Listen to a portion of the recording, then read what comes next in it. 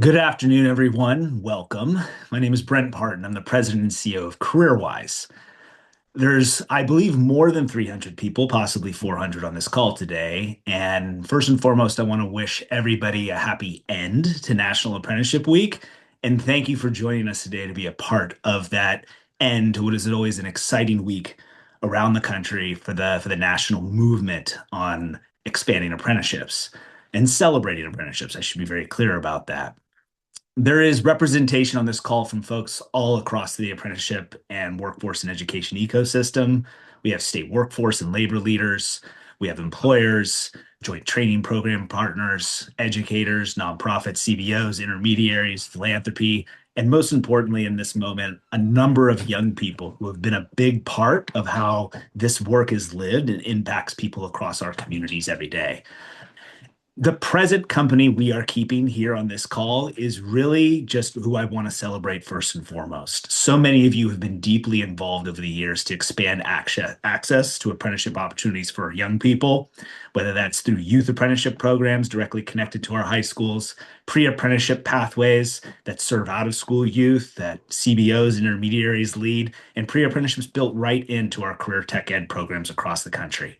This is a Big Ten activity across the nation, and in recent years, it has been so critical for creating the foundation for the exciting and important goal and push to get to 1 million apprentices across the country.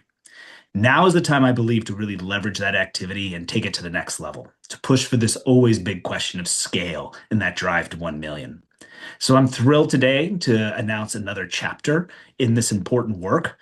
I want to recognize that somewhere today, I'm hoping that 1 millionth apprentice in America is somewhere in middle school, possibly listening in, or maybe their teacher. And it's really incumbent on us to really build the ecosystem that ensures they have a clear, rigorous, and direct pathway to enter into what is a life-changing experience of registered apprenticeship. CareerWise and myself could not be more happy to be a part of a broad base of partners, with huge thanks to the leadership at the U.S. Department of Labor for really supporting and launching the next phase of this movement to create access for more young people into our apprenticeship system. The time is really now. Let's be clear, apprenticeships and our workforce need our young people. There's robust available opportunities in the trades, in healthcare, in a growing manufacturing and defense industrial base, the rebuilding of our energy infrastructure, and a new AI infrastructure that will help the country compete and succeed and grow for decades to come. At the same time, I want to acknowledge that young people in America need apprenticeships. The forces that are facing this generation are real. How they are able to access affordable pathways and into not just that next step in their life and post-secondary learning, but into the workforce, into building a family, to being a part of their communities. Apprenticeship is a core element of how they do this. At the same time, our young people who have been rocked by a lot of changes around technology, a pandemic behind them, the anxiety, the ability to connect with and create identity through apprenticeships, to have access to mentors, to build work experience is fundamental to their future. And most importantly, right now, our economy is changing. Technology, the pace of it through artificial intelligence is reshaping industries and the entry level paths within it. Entry level jobs aren't going away, but they certainly are changing. And apprenticeship is really a proven model that is built for this moment. I deeply believe, on behalf of all of our partners, that together we can really build a launchpad decade for all those young Americans out there from ages 16 to 26 to put them in the right path to good earnings, relevant post-secondary credentials, and most importantly, the work experience they need to build, understand, and navigate their futures.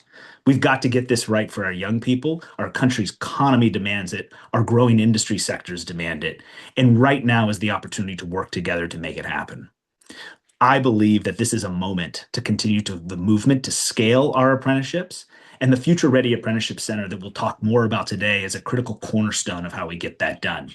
I want to just be very clear that none of this has been built overnight. Across the country, many of you have been a part of building the programs, building the pilots, building the evidence that apprenticeship works to transform the economic trajectories for our young people.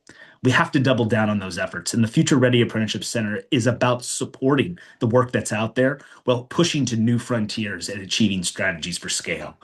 How we mobilize sectors and really leverage a lot of the new funding and incentives that are on the street in states and at the national level to support apprenticeship expansion. How that energy around apprenticeship growth is something that our young people are connected to is critically important. how we're building bridges across our education, our K-12, our higher education, our workforce systems, our youth serving systems, particularly students that have been out of school for some time, how we bring these pieces together in the context of really making apprenticeship the gold standard for workforce development and post-secondary opportunity is something that this administration has also led on putting new flexibilities and resources out there to do, that the people who will be participating in this center really are, we're going to work together to take advantage of. And above all, I want to focus on the critical role of states, because that is a core lever that this center focuses on. States can lead on this. They are ones that have been leading for years. They have their hands on the different systems that serve our young people and are leading on the effort to really build out apprenticeship programs and support their growth, working in close partnership with industry to really expand it across sectors. States can be leaders. They are leaders in this space. And that is why the center focuses on bringing this leadership forward and bringing these pieces together to really grow our national apprenticeship system. The interest in being a part of this center across states, I want to recognize, was broad-based.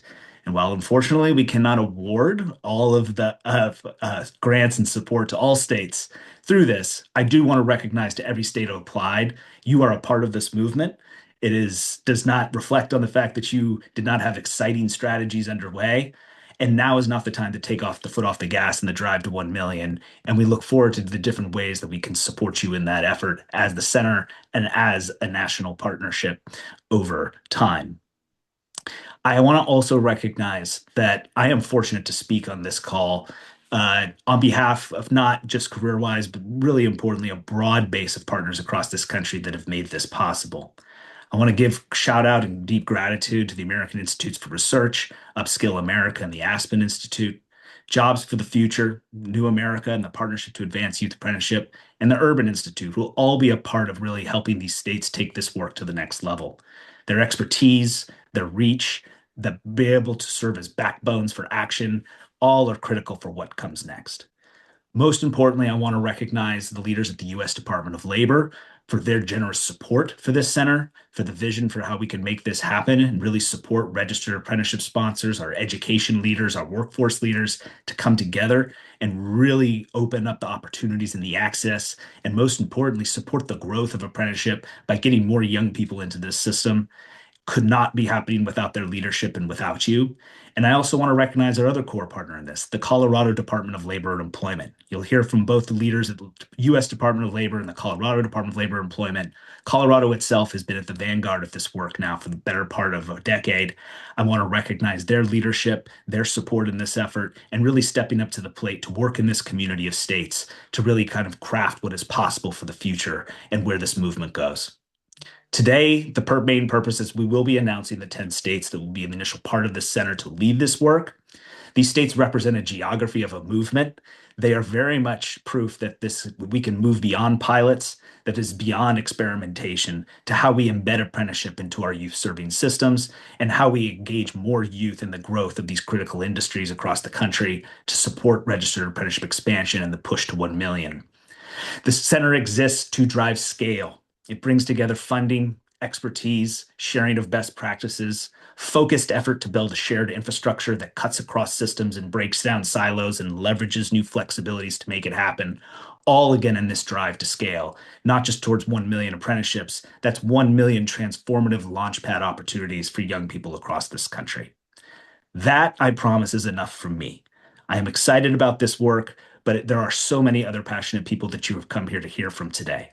And so again, and huge thanks to the leaders that have made all this happen. Please join me in welcoming Megan Baird from the U.S. Department of Labor and the Office of Apprenticeship, and Joe Barella from the Colorado Department of Labor and Employment. I want to welcome you both to the screen and ask you each to share a few words. Megan, could you speak a little bit to the national vision and the opportunity you see with the Future Ready Apprenticeship Center? Absolutely. Good afternoon, everyone. Happy National Apprenticeship Week. It is truly a pleasure to be here with this group of leaders, innovators, registered apprenticeship champions, and apparently the 1 millionth apprentice that Brent mentioned. So thank you for joining us, and thank you for your support in hitting our goal. Your presence today speaks volumes about your shared commitment to expanding registered apprenticeship and helping to build a stronger American workforce.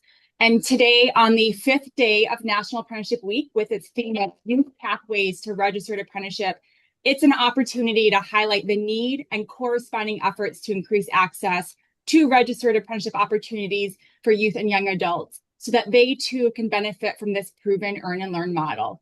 And this work is grounded in both the President's Executive Order on Advancing AI Education for America's Youth and the Executive Order on Preparing Americans for High-Paying Skilled Trades Jobs of the Future, which makes registered apprenticeship the cornerstone of the administration's workforce strategy.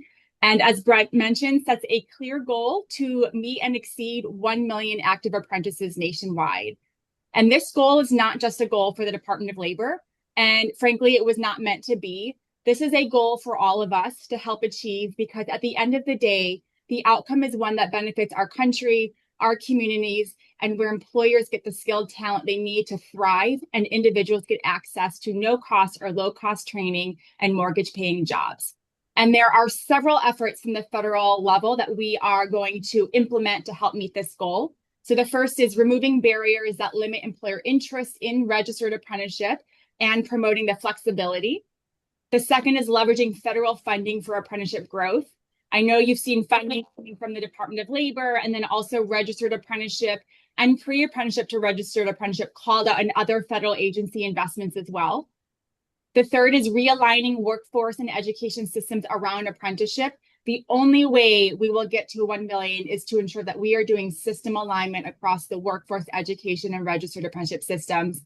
And then lastly, increasing public awareness around registered apprenticeship and actively promoting this proven model to employers and potential apprentices. And every one of these actions will help us to not only reach 1 million apprentices, but build a system capable of sustained growth. And we are not just chasing a milestone here, we are building the future of America's workforce. And that is why today's event is so important. Today's event is a powerful affirmation of what registered apprenticeship represents: a proven high-quality earn and learn model that continues to build the skilled workforce of our nation's needs, and an opportunity to ensure that as we grow our national apprenticeship system, we commit to ensuring these life-changing apprenticeship opportunities while also growing and expanding for youth and young adults so that they too can benefit from them. And it is critical that we focus our shared efforts, both at the federal and state level, on creating these opportunities for youth. As Brent mentioned, you as state leaders really are at the forefront of driving these opportunities and having the impact on your local communities. At the federal level, we are here to help you be successful in doing that. And employers across many industries are facing workforce challenges and need skilled talent. And at the same time, young people are looking for affordable, practical pathways into good careers. And I really want to emphasize the careers piece here. We are helping not just to find jobs, but careers for youth and young adults. And we know that registered apprenticeship can deliver on this through a proven earn and learn model that allows youth to gain paid experience, develop in-demand skills, and earn recognized credentials. And expanding these opportunities can strengthen our workforce, improve economic mobility, and connect more young people to high-quality jobs. And that is why the Department of Labor funded a partnership with the Colorado Department of Labor and Employment, a leading innovator in growing registered apprenticeship opportunities for youth, to establish the Future Ready Apprenticeship Center. This center, spearheaded by CareerWise and working in close partnership with the Colorado Department of Labor and Employment, serves as a national hub to support the development of partnerships, infrastructure, innovative tools, and national solutions to expand and enhance high-quality, sustainable registered apprenticeship programs and system for youth nationwide. And through this center, Colorado will lead efforts to scale registered apprenticeship opportunities for youth across the nation. And as a result of those efforts, the center will help the administration deliver on its commitment to expanding, protecting, and strengthening registered apprenticeship, including our shared goal of 1 million active apprentices, while also ensuring that youth and young adults are not left out of the workforce and that they too have access to these opportunities nationwide. I am excited for the work this team has already accomplished and for what I know is to come, especially after the announcements that will be made during today's event. And I also wanted to say, this is my last National Apprenticeship event of this week, and I could not be more honored to be ending my long but fulfilling week with Colorado and CareerWise. I want to thank them both for letting me join you today and for our continued partnership going forward. I'm very excited to see the work that comes out of the center, to see the work that you all do as state leaders to truly change lives and make this an opportunity for everybody that is willing and capable of doing so. Thank you very much for the time today. And I'm going to turn things over to Joe Barilla, who is leading Colorado's innovative efforts to expand registered apprenticeship for youth and young adults. Thank you, Megan, and thank you, Brent. I'm so excited to be a part of this today. It's been a long time coming. The commitment from the U.S. Department of Labor and the Trump administration to reaching the 1 million apprenticeship goal is a powerful national vision. We are immensely proud that the Colorado Department of Labor and Employment is investing alongside USDOL and partnering with CareerWise to make the Future Ready Apprenticeship Center possible. What you are hearing today is not theoretical. It is a movement already generating significant state-level momentum.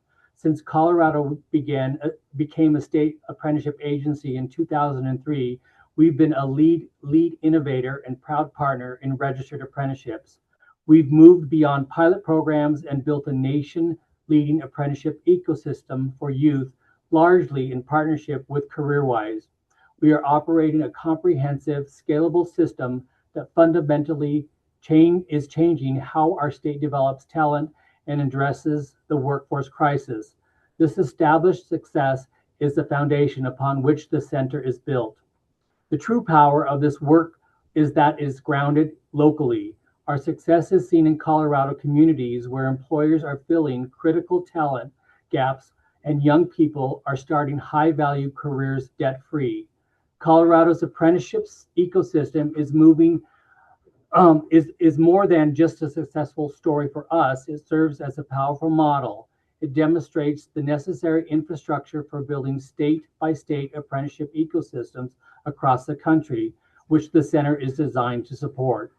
This is not just an announcement. This is a signal that the work is already underway.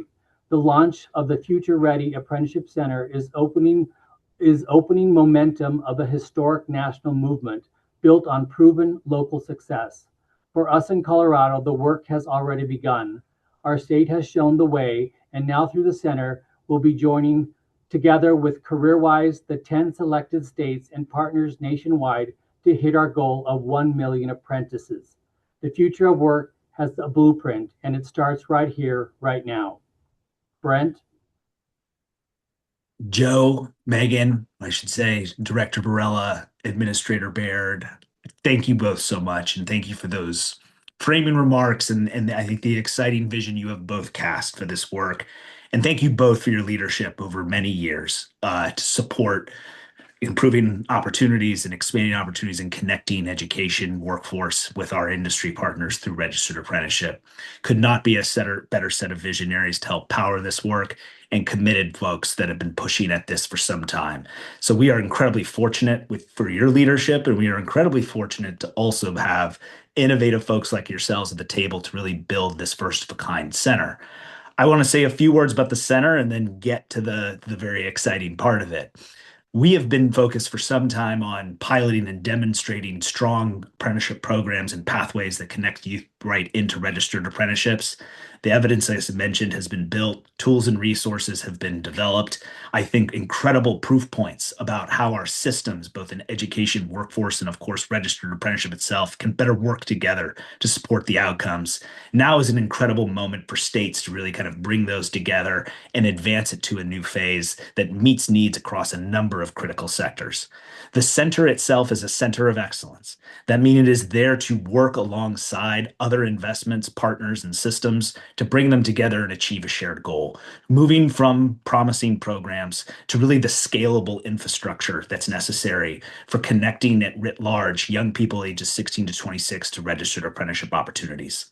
This is about infrastructure building, but it is also about delivering on the outcome of seeing more young people in our apprenticeship system thriving, and as Administrator Baird said, connected to careers, not just jobs, not as a separate and apart from earning the end value the in-demand credentials across our country, but complementing and strengthening them through real-world experience using the latest technologies on the cutting edge of businesses, small and large, across America, in need of access to a young, thriving, and prepared workforce. What each state is going to participate in through the activities of this center is really a strong community of leadership. They will receive customized support across this partnership that you have heard and seen from today to really advance their system building strategies, to develop plans that link apprenticeship to youth serving systems, both in and out of school, to drive scale. There will be a robust community of practice, and yes, they will receive some funding as well to support that work. Most importantly, they are going to engage with a broader community of efforts and industry mobilization efforts that are really targeted on how do we get more employers and industry at the table and making sure that we're leveraging the infrastructure of our youth serving systems to drive that growth. Expanding high quality registered apprenticeship opportunities for youth is transformative. If built the right way, it can be sustainable. And I think the support through the center is really driving to that scale goal by leveraging resources at the state and federal level to exist, to build sustainable ecosystems that leverage significant private investment, which is a core component of what makes the registered apprenticeship model work. They will be sharing best practices beyond that direct community. The job of the center is to build a bigger narrative too about how registered apprenticeship transforms the lives of young people. So in addition to the deep work in those states, you'll be seeing a lot of cross work across them. You'll be seeing a lot of important views and case studies, but more importantly, stories of success of the individuals, the employers, and most importantly, in this moment right now, the young people that benefit from these types of opportunities that inspire us to act differently on their behalf through the really groundbreaking apprenticeship model that is primed for scale. That is the most important transition I am now going to make, is that at the end of the day, this movement is built on those real stories. The center will continue to aggregate and share as the states are doing that hard tinkering across their systems to drive scale. The impact is best understood through the lens of young people themselves. So I want you to join me now in welcoming Yumna Ali to share her story. She is an apprentice at the Denver International Airport. For those of you that fly across the country, you may pass it by quite a bit. It's a great place for a layover, but more importantly, it's a great place to visit in the great state of Colorado. She is a part of the Global Communications and Marketing Division at the airport. She did a rotation every 6 months through customer experience, customer service, marketing, and communication. She's seen all aspects of what makes that airport that critical hub for both economic development as well as the country's own logistics and transportation systems work. She recently completed her Global Reach intern at Zio, supporting global connectivity initiatives for carriers, cloud innovators, and financial institutions, while expanding her experience in international project management. This is where it gets really interesting. She has done all of this, and she is just a junior at Colorado College in Business, Economics, and Society. So, with that, enough from me. Yumna, please join us on screen and share a little bit about your story and your experience. Awesome. Thank you so much, Brent, for the introduction, and good morning or good afternoon today, everyone. My name is Yumna Ali, and it's an incredible honor to be taking part of this event and sharing a little bit of my story with you. My story began the spring of my sophomore year of high school when I received an email from my career counselor with an opportunity to apply to an apprenticeship. At this point, I knew that I wanted real-world experience, but I wasn't sure where to get it. When I saw the apprenticeship opportunity come up, it seemed to me like this was a great chance to build my professional toolkit and get experience within the corporate world to start building those unique skills that I wouldn't have received from high school. Like Brent said, at DIA, I was embedded within the global communications and marketing department, rotating every 6 months across teams like customer service, customer experience, marketing, communications, and arts and events. During my apprenticeship, I learned skills that you don't simply get in a classroom. Not only did I improve my soft skills like time management, communication, critical thinking, and problem solving, but I was able to build technical skills such as working in Microsoft Office, reading reports, and completing projects that made a real impact to the organization. I was able to discover what I'm actually passionate about, which stemmed along the lines of strategic thinking, creative problem solving, and leadership. And this especially matters for the future because according to an article published January of this year by Forbes, 35% of entry-level positions on LinkedIn require years of prior relevant work experience, with some positions requiring up to 5 years. And in some specific industries like software or IT, more than 60% of entry-level jobs require 3+ years of experience. And we're talking about entry-level jobs here. Because of my apprenticeship, I already have 3 years of real-world experience before I even graduate college. In fact, since graduating from my apprenticeship in August of 2024, I now have 5 years of real-life work experience by participating in internships while being a junior in college. I've already done several internships within the nonprofit sector, finance, and telecom, and I've served on the PIA Youth Council with New America for 2 years now. And within every opportunity that I take, my apprenticeship has meant that I was a step ahead from day one. Beyond the resume, I've also built my professional network inside one of the largest airports in the country with mentors, references, and a pathway back if I choose it. In other words, apprenticeships give the next generation the chance to enter the workforce with real skills, real experience, and real connections before they ever graduate. It doesn't just prepare young people for a job, it prepares them for a career and gives them the confidence to go after it. If you would like to further connect or have a conversation with me, please feel free to reach out on LinkedIn. And thank you guys so much. Thank you, Yumna. And I would say I think you're gonna have a lot more people in that network soon from what you've shared. We've all learned lessons in our career through our experience as well that sometimes you leave the most important things to the most capable people. So I'm actually going to ask you to stick around and why don't you go ahead and for all of us today, announce the 10 states who are going to be leading this work over the course of the center. Awesome. So it's now my honor to announce the 10 selected states to be part of this program. All right. Let's see.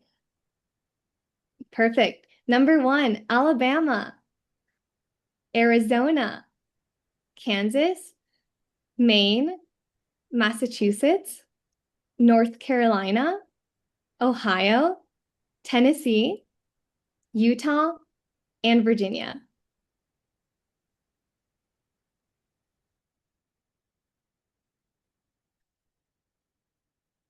Thank you so much for that. Each one of those states has an airport or a few of them. So I'm hoping as well that from hearing about the exciting folks that were a part of the work in DI at Denver International Airport to create this opportunity and really bring you in and be a part of this incredible experience of apprenticeship. I hope they all heard the message as well that in those states, I hope all those state leaders will be getting phone calls from their airports well. Yamna, thank you. I appreciate your time. I just appreciate your story. And it is really the reason we're all here. So thank you so much for sharing. And thank you for carrying the most important message so well for us all. So now that we've been able to point out who's been a part of this, thanks to a little bit of embargoed elegance, we've actually have a couple of our state leaders here who are from some of these selected states to share a few words. I want you to hear directly from them about why they chose to get involved and put their hat into this effort. So please welcome Denise Thomas. She's the Commissioner of the Department of Labor and Workforce Development from the great state of Tennessee, and Laura Fortman, the Commissioner from the Maine Department of Labor in the Great North. Could each of you just share a few words about, why in particular is your state ready to kind of lead to the next phase of this work and brought you to the application, but also what are you most excited about of being a part of this center? And Denise, maybe I'll start with you. Thank you, Brent. Listen, Tennessee is so excited to be a part of this. Joining this Future Ready Apprenticeship Center builds directly on what we think our state does well, which is connecting education to real careers and supporting a strong workforce. It gives students and others a faster pathway to opportunity. So instead of wondering how classroom training translates into a real job, students will gain hands-on experience, industry credentials, and as Yumna mentioned, real connection with employers. This means that folks can graduate with more than just a diploma, but they have direction and they have momentum.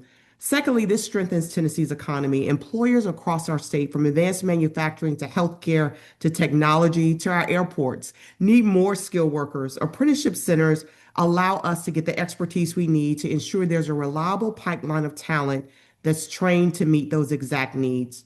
This helps Tennessee businesses spend less time searching for workers and more time growing their workforce, which benefits entire communities. Thirdly, this opens more doors for more people. Not everybody wants a traditional four-year path, and that's quite okay. Apprenticeship provides a high quality, respected alternative where individuals can earn while they learn, avoid heavy debt, and build strong, meaningful, well paying careers. Finally, and most importantly, this keeps Tennessee competitive. States that invest strongly in workforce innovation attract more businesses and create more opportunities for their citizens. This Future Ready Apprenticeship Center has sent a signal that Tennessee is already thinking ahead, preparing not just for today's job, but for tomorrow's economy. This is about aligning education, industry, and opportunity in a way that benefits everyone, our young people, our employers, and every Tennessean. And we are so excited to take this journey. Thank you. Commissioner Thomas, thank you. All right, you set the bar high. Laura, share a little bit about why this is so important for young Mainers. That's why I really hate following Denise. In Maine, we are also very, very excited to be part of the Future Ready Apprenticeship Center. And for us, this was an opportunity to bring together many of the pilots and strategies that we've been engaged in over the past 7 years in the Mills administration. We think it's an opportunity for our state, but more importantly, for our people here. As some of you may know, Maine is the oldest state in the country, um, and uh, and employers across all sectors have been saying that they need skilled workers. At the same time, our young people have been struggling to find their path in this economy. They need an easier way to identify a place for themselves here. And our communities are feeling that disconnect as well. They want more people to stay here, build their lives here, and thrive.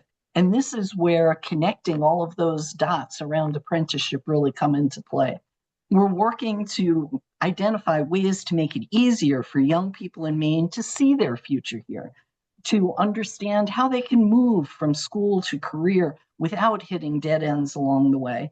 And we're committed to building a system where those pathways are clearer and more connected, where education and work are not separate tracks, but part of the same journey, where a student can earn, learn, and keep moving forward. And we're also using this to build on other initiatives across the system. How do we tie in the support services available in WIOA? How do we really build on some of the other initiatives that are happening in our Department of Education? Apprenticeship has been a foundational strategy for us because it's so practical. It connects people to real jobs, real wages, and real skills. And for employers, it creates that workforce pipeline that they can rely on. And we've been expanding it beyond the traditional occupations of construction to healthcare, education, the public sector, and defense-related activities. These are sectors that keep our communities going, and we're doing this at a time when work itself is changing. We're facing challenges around AI, automation, new technologies. They're reshaping jobs across industries, and it's making it even more important that we build systems where people can engage and continue to learn and adapt. In addition to all of that, we're a rural state, as several other states are who are on this call. So we know what works in one part of our state may not, we may need slightly different solutions in other parts of the state. So part of our focus is to make sure that there's opportunity statewide, no matter where people are, not just in a few places. And echoing what Denise was saying, one of the biggest lessons is that we've learned is it only works if we're all doing it together. Employers, educators, young people, their parents, and government. We all have a role to play, and no one can solve this on their own. And we're thrilled to be part of this collaborative national effort. So thank you. Thank you, Laura, and thank you, Denise, as well. Could not be happier to be partnering with two incredible workforce leaders in this country, really driving their states and their systems forward. And I want to recognize from one end of the Appalachian Range up in Maine down to the other in Tennessee. It really shows that states with diverse regions, diverse economies are all in on this effort. And I think you both spoke to, I know you were selected because of the ambitions of your plan, the reaches of apprenticeship opportunities growing in the trades and healthcare, and also the linkages to these really critical initiatives, whether that's the next generation nuclear power and infrastructure in Tennessee or shipbuilding in Maine. Really, how you are seeing apprenticeship and youth pathways into apprenticeship as core to the kind of frontier economic development is a big reason why we are happy to have you at the table. So thank you both. Look forward to working deeply with you, as I know many of us are on this call in the years to come. Thanks for joining us today, Laura and Denise. So with that, I want to bring us home here with one of the most important perspectives on the center and its work. You can't have apprenticeships without industry. You can't have apprenticeships without employers saying yes. And so at the end of the day, while the resources and the efforts of this initiative are definitely focused on supporting state leadership and leveraging our public systems, existing federal state investments to build that infrastructure for apprenticeship, we have to think deeply about what that means for how we engage and mobilize industry sectors. The perspective of employers and industry and labor partners for years who have supported registered apprenticeship programs are going to be at the forefront of how we really get to 1 million. And so I'm really excited today on what has been a very busy National Apprenticeship Week to welcome Dan Sirota, the Vice President of Government and Public Affairs at Aon, a really vanguard leader in apprenticeship movement in the country for years now. Just to share a few words, Dan, about from the private sector perspective, why is the work of not only apprenticeship expansion, but how we get more young people in those ages 16 to 26 connected to these opportunities sooner? Could you share a few words about what this looks like from your perspective and why the work of this center will be valuable for yourself, but also private sector partners across the country? Look, well, first off, congratulations to all the 10 states that received it. I think it's phenomenal that apprenticeship is still at the forefront and the important work that's happening. You know, when we started in 2016 as Aon 10 years ago, we did not think this was going to be as big as it is for our organization. We were worried.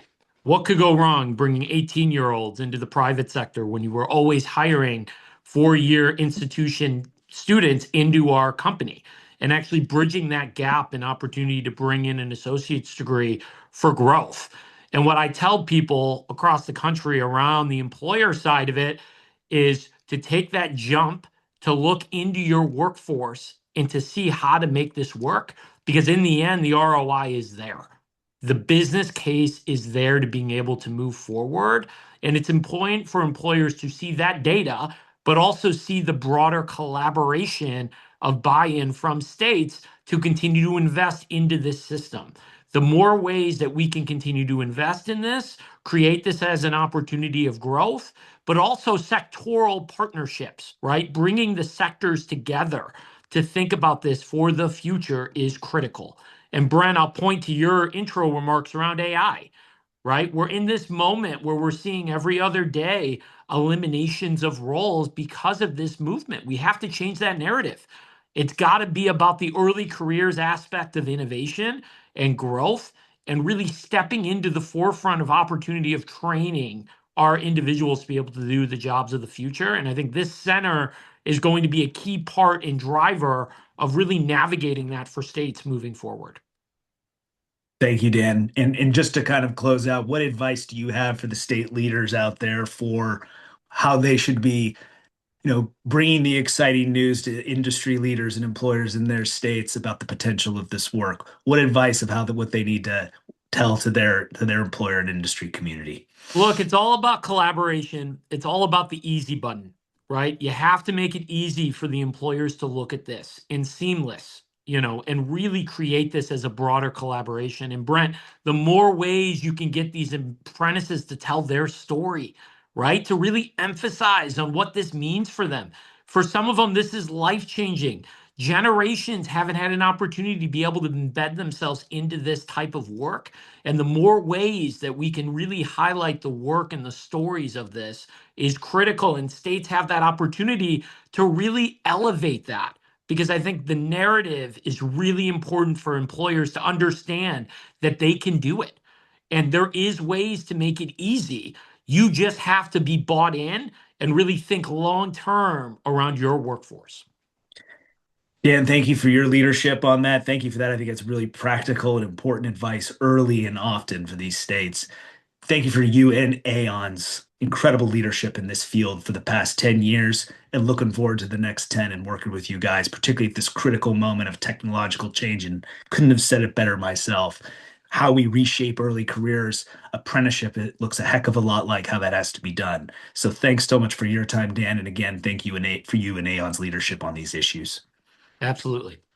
So we're getting up close to time here, and I want to round us out. This has been a quick snapshot of what people will be seeing from this center over time. You will hear the stories of success and what Yumna shared about her life, her trajectory.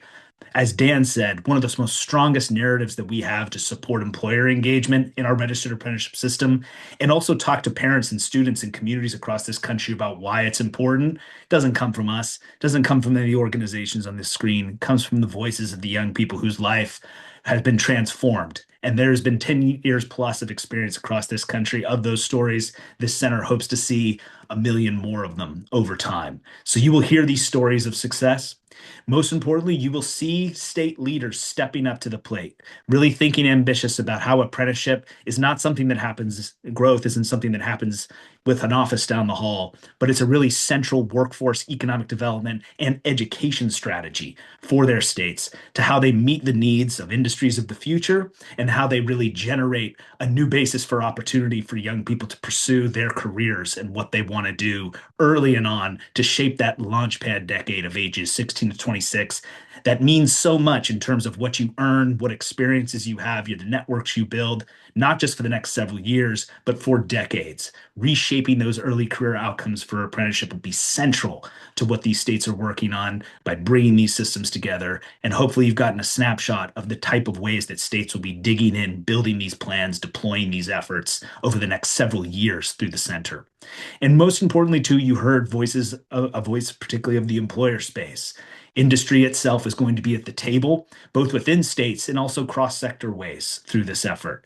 How these models of youth access to apprenticeship look in the trades, in manufacturing, in healthcare, even in our public agencies, whether those are in big cities or rural communities. I think that's a really critical part of how we hope to use the activity of these centers. No state is building from scratch, but no sector is designing apprenticeship also just out of the box itself. We're giving employers the intermediary strategy, the easy button, but we're letting them lead on design. And I think that's really important for the next phase of this work is that how these pathways for youth and apprenticeship, they don't have to look all the same by sector, but they can all create the same type of opportunity and really create the kind of broad-based system that those sectors really need to grow the next generation of talent. This has been a short snapshot of that.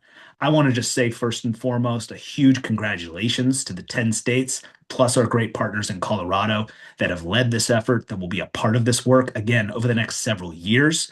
This is a multi-year effort as part of this center. We are excited to get the work started with you, and we are going to be in touch soon with a number of next steps. For everyone else, I understand that for all sometimes the excitement of the 10 you pick, there's others that are disappointed. But I want to be very clear, there is roles for you in this. Just because you were not picked for the Senate does not mean that you are a leader in this space. It does not mean that your employers, your industry, your pilots are not hugely informative for what happens in the work forward. There are many ways to partner with the work of this center over the time. And I extend that not just to other states, I extend that to the universe of community colleges, K-12 leaders, workforce organizations, intermediaries, philanthropic organizations, and of course, a number of different youth serving organizations that really recognize that if registered apprenticeship is the gold standard for workforce development, we owe our young people nothing less than the gold standard in terms of helping them transition to their future and into the labor market.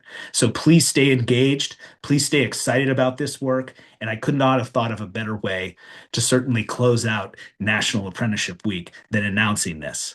The movement itself is something that we are excited to support through this work. It is much more broad-based, but please stay connected. This is not something we want to happen in a silo in a box, and we really look forward to sharing what we learn, to taking and learning from the field, and creating a base that we can all be a part of for what's next. So just to close, thank you again to the U.S. Department of Labor, the leadership, for really seeing the vision of what's important and really putting out a big call to action of why young people are central to that 1 million goal. Thank you to the Colorado Department of Labor and Employment for really stepping up to the plate for years, but also stepping up to the plate to help lead this center and really take this effort.